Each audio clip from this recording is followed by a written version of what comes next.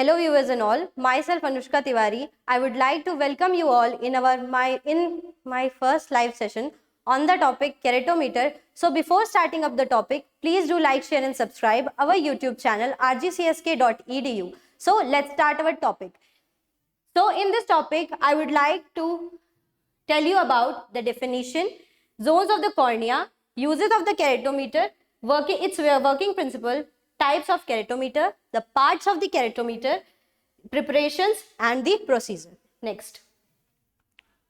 So first we will start up with its definition. So keratometer क्या है, अब हम लोग इसके बारे में पता करेंगे. केरेटोमीटर जिसको हम ऑप्थेल्मोमीटर भी कहते हैं, वो एक ऑप्टिकल इंस्ट्रूमेंट है जो कि डिजाइन किया जाता है हमारे मेनली कॉर्नियल कर्वेचर को मेजर करने के लिए. वो भी कौन सा corneal curvature? Anterior part of the corneal curvature को मेजर करने के लिए हमारा केरेटोमीटर यूज होता है. इसको हम लोग मेजर कैसे करते हैं? By analysing the size and shape of the reflected mires from a known light source. ये एक क्वांटिटेटिव असेसमेंट है कॉर्नियल एस्टिग्मेटिज्म का, जिसको हम लोग डिटरमाइन करते हैं प्रिंसिपल मेरिडियंस, उसके डायोप्ट्रिक पावर, सिर्फ और सिर्फ कॉर्निया के सेंटर 3 to 4 mm को यूज करके. नेक्स्ट, अब जब हम लोग स्टार्ट करें केरेटोमीटर, उससे पहले हमें एक चीज के बारे में बहुत इंपॉर्टेंट नॉलेज होनी चाहिए कि जोन्स ऑफ द कॉर्निया क्या क्या है, कॉर्निया कितने पार्ट्स में डिवाइड किया गया है. मेनली कॉर्निया को हम लोगों ने 4 पार्ट्स में डिवाइड किया हुआ है, जिसमें आ जाता है सेंट्रल जोन. मेनली जो हम लोग केरेटोमीटर करते हैं उसमें हम लोग सेंट्रल जोन को ही यूज करते हैं, जिसका डायमीटर होता है 3 to 4 mm. ठीक है, 3 to 4 mm कॉर्निया को हम लोग कहेंगे सेंट्रल. ये सेकेंड पार्ट है. पैरासेंट्रल 7 to 8 mm ये होता है. फिर आ जाता है पेरिफेरल जोन. पेरिफेरल जोन जो होता है वो 11 mm का होता है. और जो होता है लास्ट, जो एंड पॉइंट होता है, जो आप लोग सब लोग जानते हैं, वो होता है लिम्बल. तो ये हो गए कुछ 4 जोन्स कॉर्निया के. और जैसा कि मैंने पहले भी आपको बताया कि ये जो सेंट्रल पार्ट होता है केरेटोमीटर के मायर्स यही रिफ्लेक्ट होते हैं सेंट्रल 3 to 4 mm में. ठीक है, इतना क्लियर है. अब हम लोग नेक्स्ट स्लाइड की तरफ बढ़ते हैं. अब केरेटोमीटर की डेफिनेशन तो हम लोगों ने जान ही ली है. अब उसके यूजेस क्या होते हैं, क्यों करते हैं हम केरेटोमीटर, ये भी तो जानना जरूरी है. तो केरेटोमीटर के यूजेस क्या होते हैं? सबसे पहला एस्टिग्मेटिज्म असेसमेंट. आप सब ऑप्टोमेट्रिस्ट है या फिर जो लोग नहीं हैं उनको थोड़ा बहुत एस्टिग्मेटिज्म के बारे में तो पता ही होगा. एस्टिग्मेटिज्म वो होता है जब हमारे रेटिना पे डिफरेंट फोकल पॉइंट्स पे जो होते हैं रेज जो होती है फोकस होती है, तो वो जो रिफ्रैक्टिव एरर होता है उसे हम एस्टिग्मेटिज्म कहते हैं. उसको मेजर करने के लिए, उसको असेस करने के लिए, एस्टिग्मेटिज्म को असेस करने के लिए हम केरेटोमीटर को यूज करते हैं. एक बार पढ़ के भी देख लेते हैं क्या है astigmatism assessment. Keratometer measures the amount of astigmatism in the eye. Second, corneal lens fit, contact lens fitting, जो कि contact lens fitting आजकल मॉडर्न जमाने में बहुत ज्यादा फेमस हो रहा है. कॉन्टैक्ट लेंस, स्पेक्टिकल से ज्यादा लोग कॉन्टैक्ट लेंस आजकल यूज कर रहे हैं. ठीक है, तो उसकी फिटिंग के लिए केरेटोमीटर एक बहुत इंपॉर्टेंट एस्पेक्ट या रोल प्ले करता है. ठीक है, keratometer helps to determine the right contact lenses for the pupils with irregular corneas और एस्टिग्मेटिज्म, जो कि नॉर्मली भी यूज होता है. ऐसा जरूरी नहीं है कि सिर्फ और सिर्फ जिनके एस्टिग्मेटिज्म हो या फिर इरेगुलर कॉर्निया हो उनमें ही हम लोग कॉन्टैक्ट लेंस दे, बल्कि नॉर्मली जिनको रिफ्रैक्टिव एरर होता है उनमें भी हम लोग कॉन्टैक्ट लेंस देते हैं. और उसमें भी केरेटोमीटर रीडिंग्स निकालने की बहुत जरूरत पड़ती है. क्यों? क्योंकि केरेटोमीटर रीडिंग से ही हम बेस कर निकालते हैं कॉन्टैक्ट लेंस का, तभी हम लोग प्रॉपरली कॉन्टैक्ट लेंस को फिट कर पाते हैं, चाहे वो सॉफ्ट हो, चाहे आरजीपी हो, या और कोई भी हो स्पेशलाइज्ड कॉन्टैक्ट लेंस है उसमें भी यूज करते हैं. थर्ड पार्ट आ गया कॉर्नियल हेल्थ असेसमेंट. कॉर्निया की हम लोग सब जानते हैं इतनी सारी डिजीजेज होती है कॉर्निया की, जिसमें आ जाता है कॉर्नियल एक्टीसिया, जिसमें केरेटोकोनस, केरेटोग्लोबस होता है, या फिर कॉर्निया की स्कारिंग. सब चीजों को मेजर करने के लिए, असेस करने के लिए केरेटोमीटर एक बहुत इंपॉर्टेंट एस्पेक्ट है. आ गया फोर्थ, कभी कभी सर्जरी प्लान करने से पहले या फिर सर्जरी प्लान करने के बाद हमें जो है ना, सर्जरी करने के बाद या सर्जरी करने से पहले जो केरेटोमीटर जो होता है वो एक पर्टिकुलर कॉर्निया की हेल्थ या कॉर्निया के बारे में कुछ इंफॉर्मेशन प्रोवाइड करता है. ठीक है, तो केरेटोमीटर प्रोवाइड करता है information for the surgeons to performing cataract surgery, LASIK या अदर रिफ्रैक्टिव प्रोसीजर. ये तो सब जानते हैं. केरेटोमीटर से जो है ना हम लोग आयल पावर जो होता है निकालने के लिए उसमें भी हमारा आयल पावर जब हम लोग कैटरैक्ट की सर्जरी कर रहे होते हैं तो आयल पावर निकालने के लिए बहुत इंपॉर्टेंट होता है, ठीक है। उसके बाद लेसिक करने के लिए और रिफ्रैक्टिव सर्जरी है, सब में केरेटोमीटर एक बहुत इंपॉर्टेंट रोल प्ले करता है। फिर आ जाता है पोस्ट सर्जरी। अब जब सर्जरी हो गई है, एस्टिग्मेटिज्म इंड्यूस हो जाता है कभी कभी कॉर्निया की हेल्थ चेक करने के लिए, या कितना अमाउंट एस्टिग्मेटिज्म इंड्यूस हुआ है इवन आफ्टर रिफ्रैक्टिव सर्जरीज और आफ्टर कैटरैक्ट सर्जरीज, ये भी हम किससे पता लगा सकते हैं, केरेटोमीटर। तो ये कुछ आ गए हमारे यूजेस केरेटोमीटर को से रिलेटेड। अब हम लोग नेक्स्ट स्लाइड पे चलते हैं।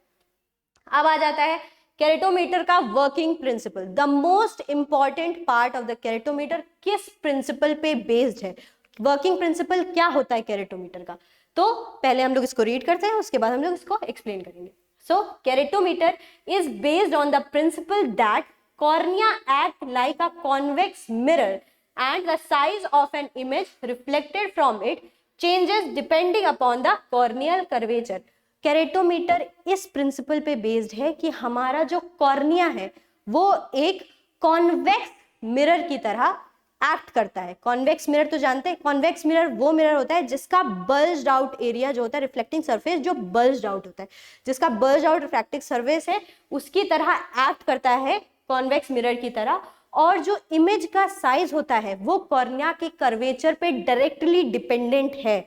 जैसे ही आप लोग सब जानते हैं कि डिपेंड तो कर रहा है, बट कैसे डिपेंड कर रहा है, इनवर्सली प्रोपोर्शनल है। जैसे जैसे हम इमेज का साइज जो है ना बढ़ेगा, जैसे जैसे इमेज का साइज बढ़ेगा कॉर्निया का कर्वेचर घटेगा, जैसे जैसे कॉर्निया का कर्वेचर बढ़ेगा इमेज साइज घटेगा। सबको इतना सब क्लियर है कि हमारा जो केरेटोमीटर है ये इस प्रिंसिपल पे बेस्ड है कि कॉर्निया एक कॉन्वेक्स मिरर की तरह वर्क करता है और जो इमेज का साइज है वो डिपेंड करता है कॉर्नियल कर्वेचर पे। एक इनवर्स रिलेशनशिप है कॉर्निया के कर्वेचर में और इमेज के साइज में। ये तो आप जानते ही होंगे, जब कॉर्निया का कर्वेचर बढ़ जाता है तो कॉर्निया बहुत और स्टीप हो जाता है, जब कॉर्निया का कर्वेचर घट जाता है तो कॉर्निया फ्लैट हो जाता है। तो फ्लैट कॉर्निया का जब कर्वेचर घटता है तो फ्लैट कॉर्निया में जो इमेज है वो बड़ी बनती है और स्टीप कॉर्निया में इमेज जो होती है वो छोटी होती है। इससे आपको ये पॉइंट क्लियर हो गया होगा। अब हम लोग नेक्स्ट पॉइंट पे जाते हैं। फिर से वही चीज लिखी हुई है जो हम लोगों ने इससे पहले वाली स्लाइड में पढ़ा, बट एक थोड़ा सा डिटेल्ड वे में। बस इसको एक बार पढ़ते हैं और खत्म करते हैं। In the corneal curvature measured based on the image size from the first image formed by corneal surface, first Purkinje image। सब जानते हैं या फिर जो लोग नहीं भी जानते हैं उनको मैं बताना चाहूंगी कि हमारा जो कॉर्निया है उस पे जो एंटीरियर पार्ट है वहां फर्स्ट पर्किंजे इमेज बनती है, second posterior part of the cornea पे बनती है, जो थर्ड पर्किंजे इमेज है वो लेंस के एंटीरियर सरफेस पे बनती है और जो फोर्थ होती है वो लेंस के पोस्टीरियर सरफेस पे बनती है। टोटल हमारी आईज में 4 पर्किंजे इमेजेस बनती हैं। तो वही है कि हमारा जैसा मैंने पहले आप लोग को बता चुके हैं, आप लोग को समझ में आया होगा कि कॉर्निया का जो एंटीरियर सरफेस है वो कॉन्वेक्स मिरर की तरह एक्ट कर रहा है, वहीं पे मायर्स बन रहे हैं, वहीं से केरेटोमीटर रीडिंग निकल रही है। तो जो anterior surface of the cornea है वहां पे कौन सी इमेज बन रही होगी, कौन सी पर्किंजे इमेज बन रही होगी, जैसा कि मैंने आपको पहले अभी बताया कि फर्स्ट पर्किंजे इमेज को एनालाइज करके ही हमारा जो होता है केरेटोमीटर रीडिंग्स कॉर्निया के कर्वेचर की निकालते हैं। ये लिखा हुआ है cornea curvature can be calculated. आप इसके बाद नेक्स्ट स्लाइड पे पहुंचते हैं। अब भाई डिटेल्ड व्यू की बात आ गई। अब इसमें हम लोग जो है ना इस पे रिलेशनशिप फाइंड आउट करेंगे। फॉर्मूला है, कोई इतना डिफिकल्ट फॉर्मूला नहीं है, सब चीजें आपको पता है कि सब लोग मैथ्स देख के डर जाते हैं, कोई जरूरत नहीं है डरने की, कोई इतनी बड़ी मैथ्स नहीं है, सब कुछ आसानी से निकल जाएगा। सब डी आपको पता है, एन आपको पता है, -1/r, आर भी आपको पता है। अभी मैं बता रही हूँ, पता नहीं है, पता है मुझे, तो अभी मैं बता रही हूँ। डी क्या है, डायोप्ट्रिक पावर ऑफ द कॉर्निया, ठीक। एन क्या है, refractive index of the cornea, सब जानते हैं रिफ्रैक्टिव इंडेक्स 1.376 होती है, ठीक। आर क्या हो जाता है, रेडियस ऑफ कर्वेचर, आर हो गई रेडियस ऑफ कर्वेचर। इस फॉर्मूले में पुट करेंगे, टोटली हम लोग फॉर्मूले में पुट करके जो भी है कॉर्निया का कर्वेचर हम लोग निकाल सकते हैं। अब नेक्स्ट स्लाइड पे पहुंचते हैं। अब टाइप्स ऑफ केरेटोमीटर, 2 टाइप्स होते हैं, ठीक है, वेरिएबल डबलिंग और फिक्स डबलिंग। इसके अलावा भी टाइप्स होते हैं, ठीक है, वो एक होता है 1 पोजीशन और एक होता है 2 पोजीशन, ठीक है, उसके बारे में बाद में बात करेंगे, पहले इसके बारे में बात कर लेते हैं। वेरिएबल डबलिंग जो कि हम लोग जावल एंड स्कॉट्स में देखते हैं, इसमें ऑब्जेक्ट साइज फिक्स होता है और इमेज साइज वेरी करता है। और फिक्स डबलिंग में क्या होता है, इसमें इमेज साइज फिक्स होता है और ऑब्जेक्ट साइज वेरी करता है, ठीक है, अपोजिट है दोनों। अब जो जावेलिन स्क्वाड्स होता है वो होता है 2 पोजीशन और गॉस एंड लॉर्म जो होता है वो होता है 1 पोजीशन। इसको हमें इस वजह से 2 पोजीशन 1 पोजीशन नाम रखे गए हैं कि इसको जब एक मेरिडियन मेजर कर रहे होते हैं तो हमें एक डायरेक्शन में रखना होता है, जब दूसरी मेरिडियन मेजर कर रहे होते हैं तो उसको परपेंडिकुलर रखना पड़ता है।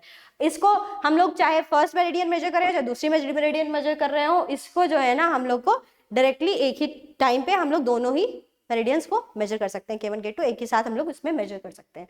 अब आ जाती है नेक्स्ट स्लाइड की बात।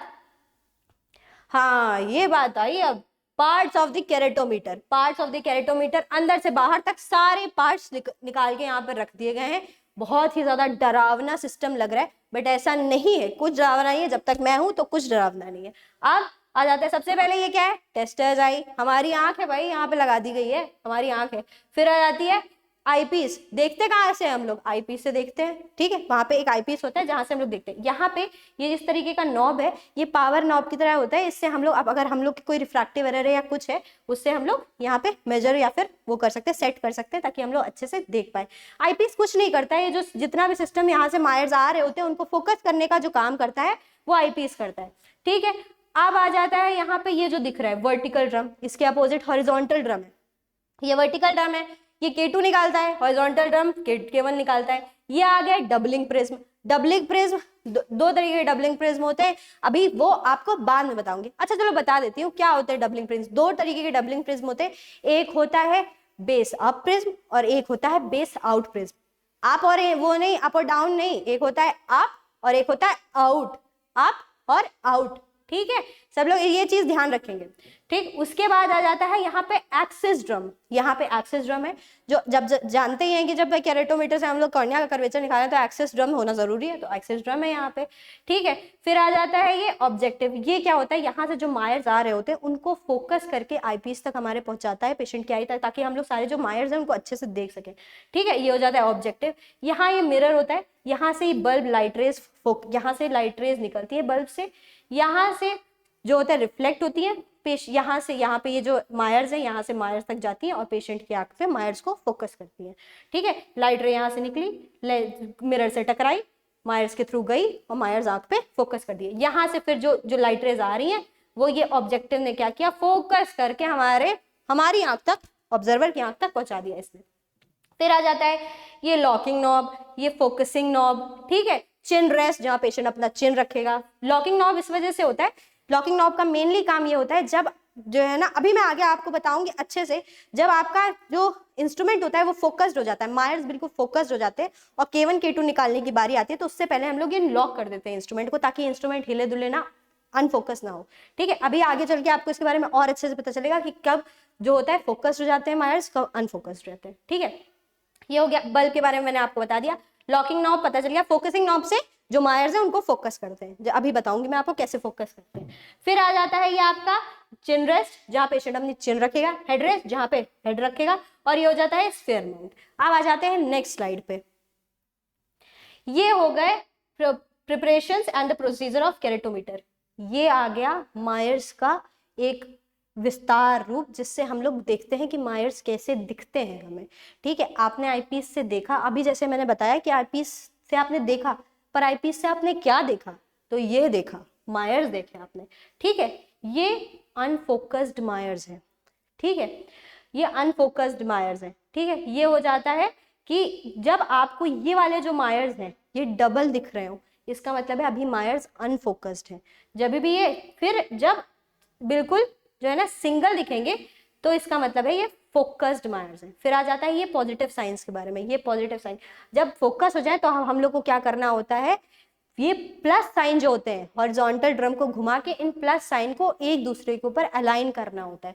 तो जब नेक्स्ट पार्ट थर्ड पॉइंट पे पहुंचते हैं तो ये देखिए अभी अनअलाइंड है, फिर हम लोग वर्टिकल ड्रम को क्लॉकवाइज, पहले तो एंटी क्लॉकवाइज या क्लॉकवाइज घुमा के इन प्लस को एक दूसरे के ऊपर अलाइन करेंगे। जैसे ये प्लस अलाइन हो जाएंगे हमारी K1 की रीडिंग निकल आती है। फिर जब प्लस कर लिया तो भाई माइनस क्यों रह जाए, अब माइनस भी कर लेते हैं। तो फिर आप पहले याद रखना, पहले प्लस फिर माइनस, हम लोग अपनी पहली पॉजिटिव चीजें दिखाते हैं फिर नेगेटिव चीजें दिखाते हैं। इस वजह से यहाँ से ये चीज आप लोग ध्यान रखिएगा कि पहले भाई प्लस करने हैं, उसके बाद आप लोगों को माइनस करने हैं। तो पहले प्लस करेंगे अलाइन एक दूसरे के ऊपर, फिर हम माइनस करेंगे। प्लस को अलाइन कर लिया, अब आ जाती है बारी माइनस की। माइनस देखिए जैसे आपको दिख रहा है माइनस वर्टिकली है, तो ये वर्टिकल ड्रम को घुमा के हम लोग माइनस को एक दूसरे के ऊपर अलाइन करेंगे। जो भी रीडिंग्स आएंगी K1 की और K2 की हम नोट कर लेंगे।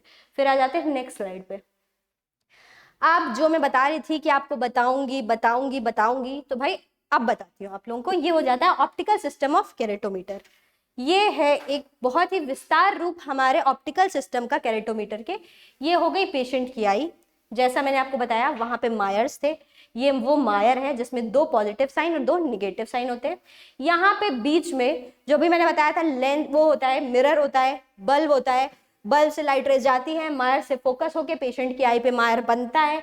बस फिर यहाँ पे ऑब्जेक्टिव लगा होता है, ऑब्जेक्टिव लेंस से आके हमारे आईपीस में दिखता है। अब ऑब्जेक्टिव लेंस से आईपीस के बीच में क्या हो रहा है, मायर्स जो दिख रहे हैं वो क्यों दिख रहे हैं, वैसे ही क्यों दिख रहे हैं। मायर तो एक है, दिख तो 3 रहे हैं, कैसे दिख रहे हैं, क्यों दिख रहे हैं, ये अब हम जानेंगे इस टॉपिक पे, ठीक है, इस पार्ट पे, ठीक है। ये हमने बता दिया, मायर्स फोकस कर दिए। यहाँ पे आपका वो लगा हुआ था, मिरर लगा था, नीचे से बल्ब लगा था, बल्ब ने फोकस कर दिया मायर्स आंख के ऊपर। बल्ब ने जैसे ही फोकस करे आंख के ऊपर, फिर यहाँ पे देखिए 4 सर्कल दिख रहे हैं, इसे हम कहते हैं, इसे हम लोग जो कहते हैं अलाइनमेंट नॉब या फिर अलाइनमेंट ड्रम टाइप का कहते हैं। एग्जैक्ट वर्ड तो मुझे अभी नहीं याद आ रहा है, जैसे ही याद आता है मैं आपको बताती हूँ। हाँ सॉरी, याद आ गया, अलाइनमेंट डायाफ्राम कहते हैं, ठीक है, इसे अलाइनमेंट डायाफ्राम कहते हैं। 4 सर्कल्स होते हैं, ठीक है। इसमें जो लाइट रे यहाँ से आती है, फर्स्ट वाले से और ये जो अप वाले से और डाउन वाले से, वो जो जाके फोकस होते हैं एक दूसरे के ऊपर। यहाँ पे जो मायर्स 3 मायर्स दिख रहे हैं, जो सेंट्रल वाला मायर होता है वो इन दोनों के ऊपर और नीचे वाले से फोकस होता है। जो लेफ्ट साइड वाला मायर बनता है वो बेस आउट प्रिज्म से बाहर जाके फोकस होता है, जिसको हम लोग प्लस साइन से अलाइन करते हैं। ये वाला जो इधर वाला राइट हैंड साइड वाला जो मायर है, मेरे राइट हैंड साइड वाला जो मायर है, वो बेस अप प्रिज्म से जाके ऊपर फोकस होता है, जो हम लोग किससे वो करते हैं, वर्टिकल वाले से। जैसे मैंने पहले बताया था, वर्टिकल वाले से अलाइन करते हैं एक दूसरे के ऊपर। तो अब बात आ गई, जैसे बाहर भी बन गया ऊपर भी बन गया, तो मैंने अभी आपको थोड़ी देर पहले बताया था कि एक मायर है कोई जो एक दूसरे के ऊपर फोकस नहीं होते हैं, तो हम लोग बताते हैं कि आपका जो है ऑप्टिकल सिस्टम अभी फोकस नहीं है, अभी उसको फोकस होने की जरूरत है। तो फोकसिंग नॉब का तब हम यूज करते हैं जब यहाँ ऊपर से एक मायर आ रहा होता है, नीचे से वाले से एक होल से एक मायर बन के आ रहा होता है, जो कि जिसमें प्रिज्म का कोई काम नहीं है, वो एक दूसरे के ऊपर अलाइन ही नहीं हो रहे होते हैं, तो हमें पता चल जाता है हमारा इंस्ट्रूमेंट अभी फोकस्ड नहीं है, तो उनको हमें फोकस करना पड़ता है। फोकस करने के बाद लॉकिंग नॉब दबा देते हैं, वो फोकस हो जाता है। हमने लॉकिंग नॉब दबा दिया, मायर्स हमें दिख गए। ऊपर वाले को हम लोगों ने वर्टिकल वाले ड्रम से घुमा के माइनस माइनस अलाइन कर दिए, हॉरिजॉन्टल वाले ड्रम से पॉजिटिव पॉजिटिव को अलाइन कर दिए। ये रहा आईपीस। आईपीस ने क्या किया, इन सारी चीजों को फोकस करके हमको दिखा दिया, हमने देख लिया, हमने मायर्स मिला दिए, बात हो गई खत्म, हमारा केरेटोमीटर की रीडिंग निकल गई। अब आ जाते हैं नेक्स्ट वाली स्लाइड पे। इतना सब कुछ तो बता दिया प्रोसीजर के बारे में, और क्या जानेंगे प्रोसीजर के बारे में आप लोग। चलिए अभी तो बहुत कुछ जानना बाकी है। ये हो जाता है इंस्ट्रूमेंट कैलिब्रेशन। इसके बिना इंस्ट्रूमेंट रीडिंग तो देगा बट सही नहीं देगा, गलत देगा। तो इंस्ट्रूमेंट कैलिब्रेशन बहुत जरूरी है, वरना एरर्स के चांसेस इंक्रीज हो जाते हैं, ठीक है। तो सबसे पहले कैलिब्रेशन करने के लिए क्या करना पड़ेगा, व्हाइट पेपर को हेल्ड कर लेते हैं हम लोग, जो है ना ऑब्जेक्टिव लेंस के सामने, उस पर ब्लैक लाइंस होती है, उनको फोकस कर लेते हैं। फिर हम लोग जो है ना इसको कैरेटोमीटर को कैलिब्रेट करते हैं स्टील बॉल के थ्रू। स्टील बॉल को रखा, उसका रेडियस ऑफ कर्वेचर हमें पता है, उसके बाद जो उस पे मायर्स है वो हम लोग फोकस करते हैं हमारे आईपीस के थ्रू। आईपीस को क्लॉकवाइज या एंटी क्लॉकवाइज घुमा के, जहां पे भी आपका सही हो रहा हो, जैसे चाहे क्लॉकवाइज घुमाने से क्लियर हो रहा हो चाहे एंटी क्लॉकवाइज, वो तो वही है, ट्रायल एंड एरर मेथड होता है। आप खुद ट्राई करिए और एरर फाइंड आउट करिए। उसके बाद जैसे ही मायर्स आपके प्रॉपरली क्लियर हो गए, आपका इंस्ट्रूमेंट कैलिब्रेटेड है और यूज करने के लिए तैयार है। फर्स्ट स्टेप, बहुत important step, instrument calibration. Next point पे आते हैं हम, पेशेंट पोजिशनिंग ऑफ कैरेटोमेट्री। इतना हमने पता कर लिया कि कैसे मायर्स करते हैं, इंस्ट्रूमेंट कैसे कैलिब्रेट करते हैं। तो आप पेशेंट को भी बैठाना, बिना पेशेंट बैठाए कैसे होगा, पेशेंट को भी तो बैठाना जरूरी है ना। तो पेशेंट तो बैठा लें सही से, वरना सोर्सेज ऑफ एरर नहीं बढ़ जाएंगे। तो पेशेंट को सही से बैठाओ इंस्ट्रूमेंट के सामने। हाँ भाई सामने बैठाएंगे, पीछे तो नहीं बैठाएंगे, पता है नहीं क्यों लिखते हैं लाइन यहाँ पे। फिर आ जाता है chin is placed on the chin rest, chin को चिन रेस्ट पे ही रखेंगे, हेड रेस्ट पे रखेंगे, चिन को चिन रेस्ट पे ही रखेंगे और सही से रखेंगे, हेड को हेड रेस्ट पे रखेंगे, ठीक है, हेड रेस्ट पे एकदम प्रॉपर पोजिशनिंग कराएंगे। आंख जो एग्जामिन हम नहीं कर रहे हैं उसको एक ऑक्लूडर होता है उससे हम लोग कवर अप कर देंगे, ठीक है, जो आंख नहीं एग्जामिन हो रही है, जो एग्जामिन कर रहे हैं उसको नहीं कवर करेंगे, ठीक है, जो नहीं एग्जामिन कर रहे हैं उसको कवर कर देंगे। फिर आ गया चिन को, वहां पे एक चिन को ऊपर नीचे करने का चिन एलिवेशन वो होता है, ड्रम टाइप का होता है, उसको हम लोग घुमा के चिन को एलिवेट या डिप्रेस कर सकते हैं, ठीक है, चिन को हम लोग उसकी तरह एलिवेट या वो डिप्रेस कर देते हैं ताकि जो पेशेंट की प्यूपिल है वो जो प्रोजेक्शन नॉब है, प्रोजेक्शन नॉब एक कील की तरह होता है, साइड में आपको दिखेगा एक कोनिकल टाइप का एक मेटालिक इस टाइप की चीज होती है, उससे आपको प्यूपिल को अलाइन करना होता है, प्यूपिल बिल्कुल उससे अलाइन होनी चाहिए। अगर आपको उससे नहीं पता चल रहा है कि प्यूपिल अलाइन है या नहीं अलाइन है तो एक सर्कल ऑफ मायर प्यूपिल के बिल्कुल सेंटर पे दिखेगा, सर्किल लाइट का सर्किल जैसा दिखता है, अगर वो बिल्कुल प्रॉपर्ली सेंटराइज्ड है तो इससे हमें पता चल जाता है कि आपका जो चिन है वो मतलब आपका जो आप बैठाए हैं पेशेंट को बिल्कुल सही है और मायर्स सही जगह फोकस हो रहे हैं। तो ये हो जाता है पेशेंट पोजीशनिंग के बारे में। पेशेंट को पोजीशन कर लिया, हमने बैठा लिया, अब इसके बाद हमने क्या किया, वहां पे हम लोगों ने फोकस करिए, सारे मायर्स को फोकस किया, फोकस करने के बाद लॉक किया। अगर प्लस साइन आपस में अलाइंड नहीं है, अगर ऊपर नीचे है या ऐसे है, तो उन दोनों को ऊपर नीचे करने के लिए एक्सिस स्केल को घुमा के उनको प्रॉपर्ली अलाइन, एक दूसरे के बिल्कुल सामने, एक दूसरे के पैरेलल अलाइन करते हैं। फिर हॉरिजॉन्टल ड्रम से प्लस साइन को प्लस साइन के ऊपर लाएंगे और वर्टिकल ड्रम से माइनस को माइनस से, जितनी भी जो भी रीडिंग्स आएगी वो हम लोग नोट डाउन कर लेंगे, जिसमें K1 की रीडिंग हॉरिजॉन्टल ड्रम से निकलेगी विद एक्सिस, और जो वर्टिकल ड्रम की है वो हम लोग K2 की जगह लिखेंगे। K1 K2 हमारा निकल गया, उसकी एक्सिस निकल गई, हमने कैरेटोमीटर की रीडिंग निकाली। पेशेंट अभी तक हमने जो भी पढ़ाया वो क्लियर है, ठीक है। अब हम लोग पहुंचते हैं नेक्स्ट स्लाइड पे। अब कभी कभी ऐसा होता है, जनरली नहीं होता है, पर कभी कभी ऐसा होता है कि कैरेटोमीटर जितना हमने किया है वो सफिशिएंट नहीं होता है उसकी रीडिंग्स कभी कभी जो है ना ज़्यादा आ रही होती है। तो कितना होता है रेंज, क्या नॉर्मल होती है, और अगर हमें कुछ इंक्रीज करना है या डिक्रीज करनी है उसकी रीडिंग्स तो हमें क्या करना पड़ेगा। पहले तो रेंज ऑफ कैरेटोमीटर होती है 36 टू 52 डायोप्टर, 36 से लेके 52 तक 36 टू 52 डायोप्टर रेंज होती है कैरेटोमीटर की। नॉर्मल वैल्यूज कितनी आती हैं, 44 टू 45 डायोप्टर, ये एक नॉर्मल वैल्यू है। अगर हमें 36 टू 52 डायोप्टर में भी रीडिंग्स नहीं आ रही होती है तो हमें रेंज को इंक्रीज या डिक्रीज करना होता है।